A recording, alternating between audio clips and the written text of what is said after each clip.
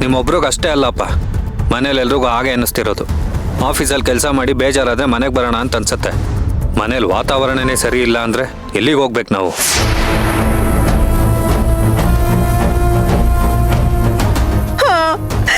ಈ ಮನೆ ನೆಮ್ಮದಿ ಸಿಗ್ಬೇಕು ಅಂದ್ರೆ ನಾವು ಮಶಾಣಕ್ಕೆ ಹೋಗಿ ಸಮಾಧಿ ಸೇರ್ಬೇಕು. ಅಜ್ಜಿ ಅಜ್ಜಿ, ಆಗ್ಲೇ ನಮ್ಗೆಲ್ಲ ನೆಮ್ಮದಿ. ಯಾಕೆ ಈ ತರ ಮಾತಾಡ್ತಿದ್ದೀರಾ? ಮತ್ತೆ ನೀನೀಗ ಆಡ್ತಿದ್ರೆ ನಾವೇನೇ ಮಾಡ್ಬೇಕು? ಪಾಪ ನಿನ್ ಗಂಡನ ಪರಿಸ್ಥಿತಿ ನೋಡಿ ನಿನ್ಗೆ ಅಯ್ಯೋ ಅನ್ಸ್ತಿಲ್ವಾ? ನಮ್ಮೆಲ್ಲರೂ ಅಳಿವೋ ಉಳಿವೋ ನಿಮ್ಮ ಕೈಲಿದೆ. ಅದಕ್ಕೆ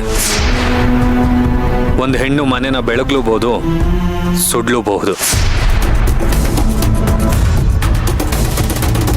ಇದು ನಿಮ್ಗೆ ಅರ್ಥ ಆದ್ರೆ ಸಾಕು. ಅಮ್ಮ